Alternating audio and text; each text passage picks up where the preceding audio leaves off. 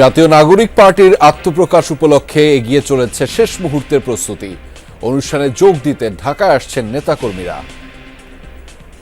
যে জিনিসটার জন্য এই জুলাইয়ের লড়াই, আমরা আশাবাদী এই রাজনৈতিক দলের মাধ্যমে আমাদের সেই চিন্তা, সেই আকাঙ্ক্ষা এটা পূরণ হবে। প্রস্তুতি এখন পর্যন্ত আমরা সুন্দর মতো এগিয়ে যাচ্ছে এবং আমরা আশা করি ঠিক 3টায় আমরা সারা দেশের মানুষকে নিয়ে একটা নতুন ঘোষণা দিতে পারব।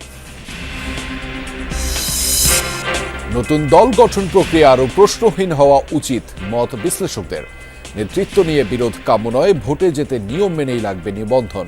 পরবর্তী নির্বাচনের আগে তো স্বাভাবিকভাবে নতুন রাজনৈতিক দল নিবন্ধনের একটা কার্যক্রম আমাদেরকে সম্পন্ন করতেই হবে। তারা নিজেরা আগে নিজেদের জন্য প্রস্তুত কিনা, একটা রাজনৈতিক মঞ্চে নামার জন্য, ভোটের রাজনীতিতে নামার জন্য তারা প্রস্তুত কিনা।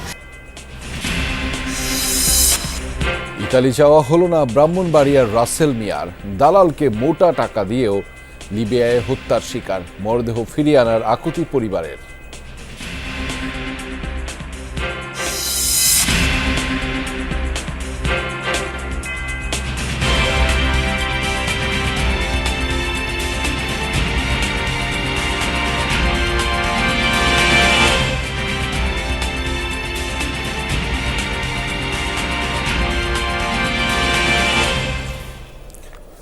দর্শক, আমন্ত্রণ যমুনা নিউজে আপনাদের সঙ্গে আছে আমি আহমেদ রেজা। এতক্ষণ শিরোনাম দেখছিলেন। জাতীয় নাগরিক কমিটি ও বৈষম্য বিরোধী ছাত্র আন্দোলনের নতুন রাজনৈতিক দল জাতীয় নাগরিক পার্টির আত্মপ্রকাশ আজ বিকেল 3টায় রাজধানীর মানিক মিয়া অ্যাভিনিউয়ে আনুষ্ঠানিকভাবে দলটির ঘোষণা দেওয়া হবে।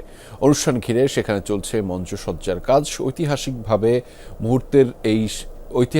এই মুহূর্তের সাক্ষী হতে বিভিন্ন জেলা থেকে আসতে শুরু করেছেন নেতাকর্মীরা। আয়োজনকে ঘিরে নিরাপত্তা জোরদার করেছে আইন শৃঙ্খলা বাহিনী। নতুন এই দলের আহ্বায়ক হচ্ছেন নাহিদ ইসলাম, সদস্য সচিব আক্তার হোসেন, দক্ষিণাঞ্চলের মুখ্য সংগঠক হাসনাত আবদুল্লাহ, উত্তরাঞ্চলের মুখ্য সংগঠক সার্জিস আলম, এছাড়া মুখ্য সমন্বয়কের দায়িত্বে থাকবেন নাসির উদ্দিন পাটোয়ারি। আয়োজকরা জানিয়েছেন প্রধান উপদেষ্টা সহ নাগরিক সমাজ, শিক্ষক, জুলাই আন্দোলনে শহীদ ও আহত পরিবারের সদস্য সহ ফ্যাসিবাদ বিরোধী রাজনৈতিক দলগুলোকে আমন্ত্রণ জানানো হয়েছে এই আয়োজনে। বাংলাদেশের গণমানুষের যে আকাঙ্ক্ষা, এই আকাঙ্ক্ষা ইনসাফ এবং ন্যায়ভিত্তিক যে সমাজ, সাম্য, যে জিনিসটার জন্য এই জুলাইয়ের লড়াই, আমরা আশাবাদী এই রাজনৈতিক দলের মাধ্যমে আমাদের সেই চিন্তা, সেই আকাঙ্ক্ষা এটা পূরণ হবে। কিন্তু আমাদের মনে ইচ্ছা আছে যে আমরা ভালো কিছু করব দেশের জন্য। আমরা যত তরুণ আমরা একসাথে আন্দোলন করছি। আমাদের প্রস্তুতি এখন পর্যন্ত আমরা সুন্দর মতো এগিয়ে যাচ্ছে এবং আমরা আশা করি ঠিক 3টায় আমরা সারা দেশের মানুষকে নিয়ে একটা নতুন ঘোষণা দিতে পারব।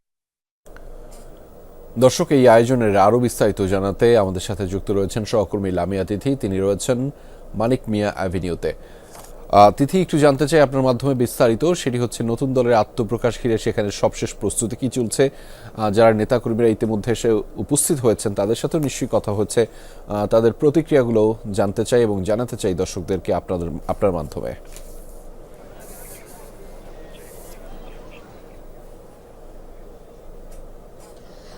রেজা, যেমনটা জানেন যে বৈষম্য বিরোধী ছাত্র আন্দোলন এবং জাতীয় নাগরিক কমিটির সমন্বয়ে কিন্তু শিক্ষার্থীদের যে নতুন রাজনৈতিক দল জাতীয় নাগরিক পার্টি, সেটির কিন্তু আজকে আত্মপ্রকাশ ঘটবে। বেলা 3টার দিক থেকে কিন্তু এই কার্যক্রমে এর কার্যক্রম শুরু হবে আত্মপ্রকাশের। সকাল থেকেই কিন্তু বলতে গেলে যে বিভিন্ন জেলা থেকে কিন্তু লোকজন আসা শুরু করেছে। শুধুমাত্র এই ঐতিহাসিক মুহূর্তের সাক্ষী হতেই কিন্তু তারা সকাল থেকে বিভিন্ন জেলা থেকে আসতে শুরু করেছে। যদি আমি দেখাই, ইতিমধ্যে কিন্তু স্টেজে তৈরির কার্যক্রম প্রায় শেষের দিকে। এই কাজ মূলত গতকালকে থেকেই শুরু হয়েছে। গতকালকে থেকে কিন্তু যদি বলি যে গতকাল বেলা 11টার দিক থেকে কিন্তু এই কার্যক্রম শুরু হয়েছে। এখানে কিন্তু শিক্ষার্থীদের যেই নতুন রাজনৈতিক দল আত্মপ্রকাশ করবে আজকে, এখানে কিন্তু বিভিন্ন নাগরিক সমাজের বিভিন্ন ব্যক্তিবর্গ সহ রাজনৈতিক দল এবং কূটনৈতিকদেরও কিন্তু আমন্ত্রণ জানানো হয়েছে।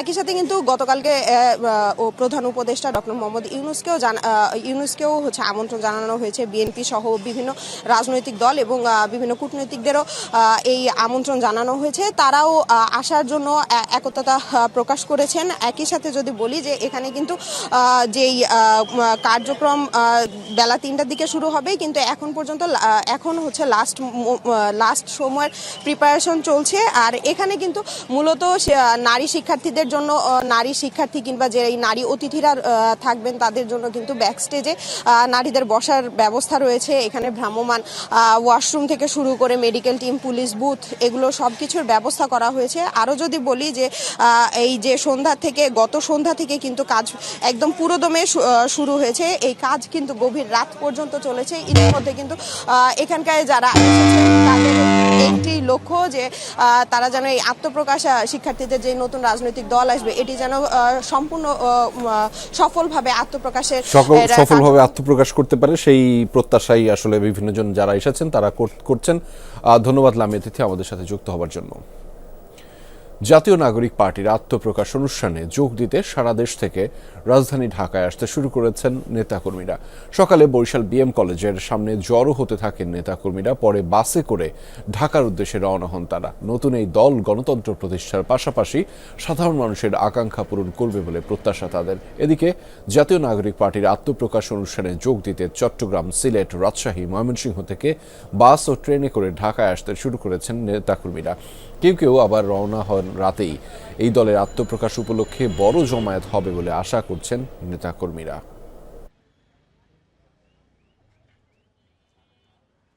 আমরা বিগত দিনে যে রাজনীতিটা দেখেছি, রাজনীতির প্রথা যেটা চলে আসছে, এইটার পরিবর্তনের জন্যই আমরা নতুন দল গঠনের সিদ্ধান্ত নিয়েছি। ছাত্রদের নতুন একটি বিপ্লবী রাজনৈতিক দল আত্মপ্রকাশ করতে যাচ্ছে।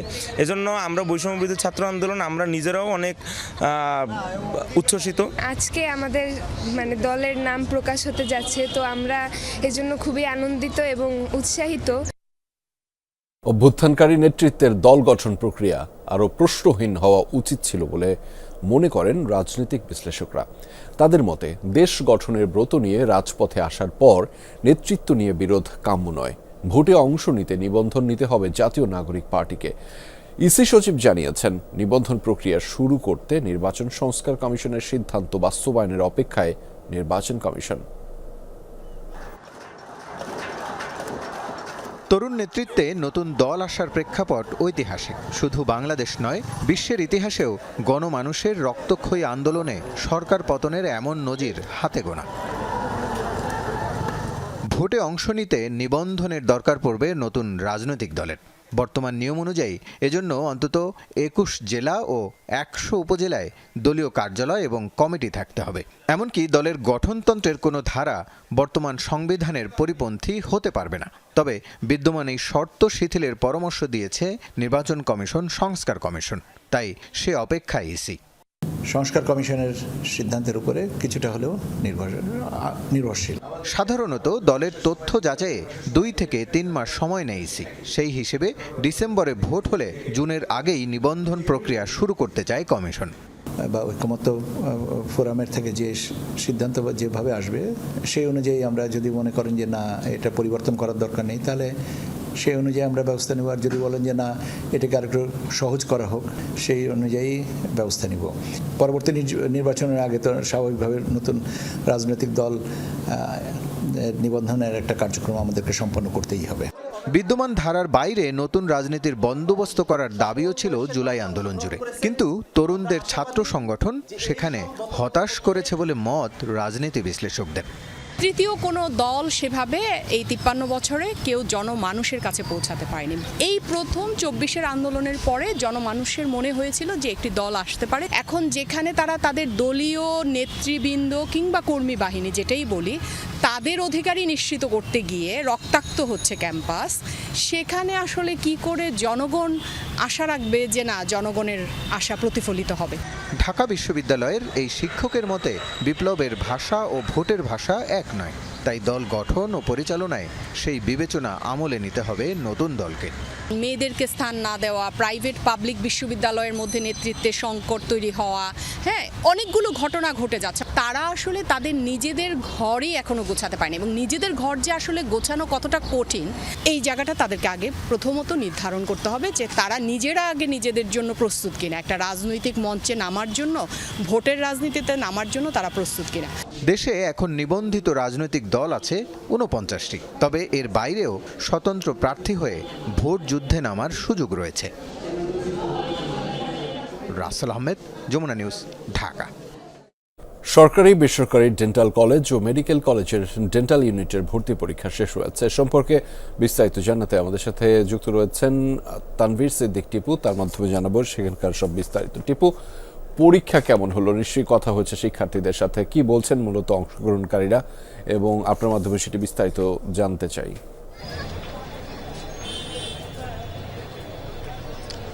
রেজা, সকাল 11টা নাগাদ পরীক্ষা শেষ হয়েছে। এখন শিক্ষার্থীরা বের হচ্ছেন পরীক্ষা দিয়ে যার যার গন্তব্যে ফিরে যাবেন। সকাল 10টা নাগাদ এই পরীক্ষা শুরু হয়েছিল, 1 ঘন্টার পরীক্ষা এবং 100 মার্কের পরীক্ষা ছিল। মূলত 40 মার্কে হচ্ছে তাদের পাস মার্ক, এবং আমি শিক্ষার্থীদের কয়েকজনের সাথে কথা বলেছি, তাদের অনেকেই বলছেন যে প্রশ্ন সহজ হয়েছে বা তারা বেশ ভালো রেজাল্ট করবেন বলে আশা প্রকাশ করছেন। এবং একটু জানিয়ে রাখি আপনার মাধ্যমে দর্শকদেরকে যে এই বছর 68,000-এরও বেশি এই পরীক্ষার্থী কিন্তু এই ডেন্টাল কলেজের যে পরীক্ষা, ভর্তি পরীক্ষা, সেই পরীক্ষায় অংশ নিচ্ছেন। 545টি সিটের বিপরীতে, অর্থাৎ একটি সিটের বিপরীতে প্রায় 126 জন পরীক্ষার্থী তারা প্রতিদ্বন্দ্বিতা করছেন।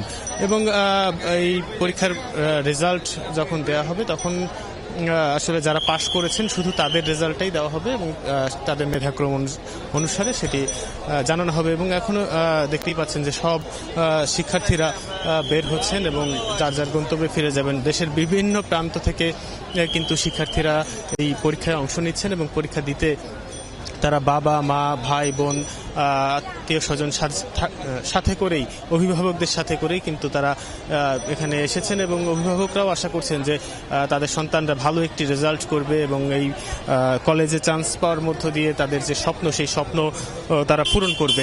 তো রেজা, এই ছিল পরীক্ষার সর্বশেষ। সেই খবরের বিস্তারিত আপনার মাধ্যমে জানছিলাম। ধন্যবাদ টিপু আমাদের সাথে যুক্ত হবার জন্য। স্বপ্ন ছিল ইতালি গিয়ে চাকরি করে সংসারের হাল ধরবেন। দালাল চক্রের হাতে মোটা অঙ্কের টাকা তুলে দিয়ে বিদেশ যেতে বাড়ি ছাড়েন ব্রাহ্মণবাড়িয়ার রাসেল মিয়া, কিন্তু লিবিয়ায় নেয়ার পর তাকে তুলে দেওয়া হয় মাফিয়া চক্রের হাতে। পরিবার থেকে দফায় দফায় টাকা নিলেও তার আর মুক্তি মেলেনি। সম্প্রতি খবর আসে সেখানে তাকে হত্যা করা হয়েছে। মরদেহ দেশে ফিরিয়ে আনার আকুতি এখন পরিবারের। 5 ভাই বোনের মধ্যে সবার বড় ছিলেন রাসেল। সংসারে সচ্ছলতা ফেরাতে ইতালি যাওয়ার উদ্দেশ্যে দালালের মাধ্যমে পাড়ি জমান লিবিয়ায়। তবে ইতালি যাওয়ার স্বপ্ন পূরণ হয়নি ব্রাহ্মণবাড়িয়ার নাসিরনগরের বাসিন্দা রাসেল মিয়ার। মাফিয়া চক্রের হাতে পড়ে নিভেছে জীবন প্রদীপ। স্বজনরা জানায়, রাসেলকে বিদেশ পাঠাতে একই গ্রামের লিলু মিয়ার হাতে প্রথমে 15 লাখ টাকা তুলে দেন তারা। কথা ছিল লিবিয়া থেকে তাকে ইতালি নেওয়া হবে, কিন্তু লিবিয়া পৌঁছেই ভয়ঙ্কর পরিস্থিতির মুখোমুখি হন রাসেল। দালালরা 10 লাখ টাকার বিনিময়ে তাকে বিক্রি করে দেয় মাফিয়া চক্রের কাছে। এরপর রাসেলকে নির্যাতন করার ভিডিও দেখিয়ে পরিবারের কাছ থেকে দফায় দফায় আদায় করা হয় মোটা অঙ্কের টাকা।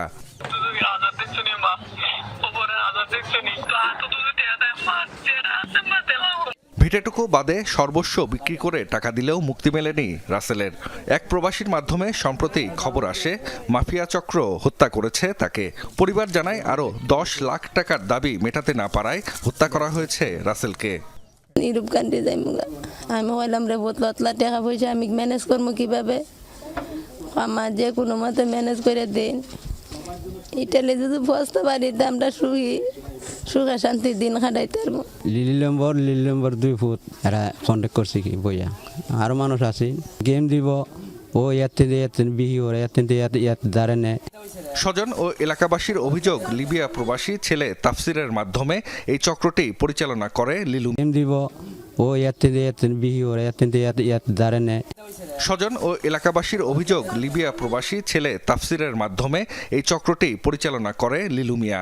দালাল চক্রকে আইনের আওতায় এনে কঠোর শাস্তি নিশ্চিতের দাবি তাদের। প্রায় 50 লক্ষ টাকার উপরে ওই ছেলের জন্য দিয়েছে। আর এখন তো ওদের আপাতত কোনো কিছুই নেই, একেবারে পথে নিঃস্ব হয়ে গেছে, ছেলেটাও নাই। আমার ভাইয়ের লাশ আমরা দেখতে চাই, দেশে দেখতে চাই, আর দলের শাস্তি চাই। মরদেহ দেশে ফিরিয়ে আনতে দূতাবাসের সাথে যোগাযোগ করা হয়েছে বলে জানিয়েছেন উপজেলা নির্বাহী কর্মকর্তা। লিবিয়া দূতাবাস, বাংলাদেশ দূতাবাস থেকে ফোন দেওয়া হয়েছে, ওনারা হচ্ছে কি ওখান থেকে বাংলাদেশে ওটাকে পাঠানোর ব্যবস্থা করতেছে। আর আমাদের এখানে বাংলাদেশ থেকে দূতাবাস থেকেও ফোন দিয়েছে যে এখানে বাংলাদেশে একটা লাশ আসবে। রাসেলের মৃত্যুর খবর আসার পর থেকে পলাতক দালাল লিলু মিয়া, তার বাড়িতে ভাঙচুর চালিয়েছে বিক্ষুব্ধরা। জাহিদ হাসান, যমুনা নিউজ। জামালপুরের মাদারগঞ্জে ইউনিয়ন বিএনপির সম্মেলনকে ঘিরে দুপক্ষের সংঘর্ষে 7 জন আহত হয়েছে। এই ঘটনায় স্থগিত করা হয়েছে সম্মেলন। পুলিশ জানিয়েছে আজ চরপাকের দহ ইউনিয়ন বিএনপির সম্মেলন অনুষ্ঠিত হওয়ার কথা ছিল। তেঘুরিয়া স্কুল মাঠে চলছিল মঞ্চ তৈরির কাজ। গত রাত 9টার দিকে প্রস্তুতি কাজ দেখতে গিয়ে ইউনিয়ন বিএনপির আহ্বায়ক মজনু ফকিরের অনুসারীদের সাথে সভাপতি প্রার্থী বিপ্লব তরফদারের লোকজনের কথা কাটাকাটি হয়। এক পর্যায়ে বাধে সংঘর্ষ। এ সময় চেয়ার, মোটরসাইকেল ভাঙচুর সহ মঞ্চে আগুন দেয়া হয়। সংঘর্ষে আহত 7 জনকে নেওয়া হয় হাসপাতালে। খবর পেয়ে ঘটনাস্থলে যায় পুলিশ। এই ঘটনার পর সম্মেলন স্থগিত করা হয়েছে বলে জানিয়েছে উপজেলা বিএনপির আহ্বায়ক মঞ্জুরুল কাদের বাবুল খান। অবশেষে তুরস্কের কারাবন্দী কুর্দি নেতা এবং পিকেকের প্রতিষ্ঠাতা আবদুল্লাহ উজলানের পক্ষ থেকে এলো অস্ত্র সমর্পণের ঐতিহাসিক ঘোষণা। বৃহস্পতিবার কুর্দিদের রাজনৈতিক দল ডিইএম পার্টির কাছে হস্তান্তর করেন এই সংক্রান্ত একটি চিঠি। চিঠিতে সবাইকে অস্ত্র সমর্পণের আহ্বান জানিয়েছেন উজলান। বলেন, সব গ্রুপকে অস্ত্র পরিত্যাগ করতে হবে এবং বিলুপ্ত হবে পিকেকে। স্বায়ত্তশাসিত ভূখণ্ডের দাবিতে দীর্ঘ 4 দশক ধরে তুর্কি সরকারের বিরুদ্ধে লড়াই করছে কুর্দি সংগঠক পিকেকে। তুরস্ক ও পশ্চিমারা যাদের চিহ্নিত করেছে সন্ত্রাসী হিসেবে। পিকেকের বিলুপ্তি তুর্কি রাজনীতিতে ডিইএম পার্টিকে আরও গুরুত্বপূর্ণ করে তুলবে বলছেন বিশ্লেষকরা। কঙ্গোয় বিদ্রোহী গোষ্ঠী M23 র্যালিতে ভয়াবহ বিস্ফোরণ হয়েছে। প্রাণ গেছে কমপক্ষে 11 জনের। বৃহস্পতিবার দেশটির পূর্বাঞ্চলীয় শহর বুকাভুতে হয়েছে এই বিস্ফোরণ। সামাজিক মাধ্যমে ভাইরাল বিস্ফোরণের ভিডিও ফুটেজটি, যাতে দেখা যায় প্রকাণ্ড এক বিস্ফোরণে বিস্তীর্ণ এলাকা ঢেকে যায় ধুলায়। আতঙ্কিত হয়ে ছোটাছুটি করেন লোকজন। M23 দাবি এটি একটি পরিকল্পিত হামলা, যার পেছনে রয়েছেন প্রেসিডেন্ট ফেলিক্স। এদিকে প্রেসিডেন্টের কার্যালয় এক এক্স বার্তায় দাবি করেছে কঙ্গোর মাটিতে অবৈধভাবে অবস্থান করা বিদেশি সেনারাই ঘটিয়েছে এই ঘটনা।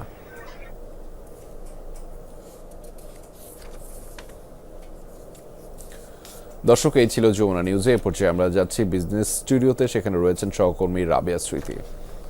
রেজা, অনেক ধন্যবাদ আপনাকে। দর্শক, আমন্ত্রণ বিজনেস স্টুডিওতে। শুরুতেই শিরোনামগুলো জানিয়ে দেব আপনাদের। রোজার আগেই হঠাৎ চড়া মাংসের বাজার, পরিমাণে বাড়তে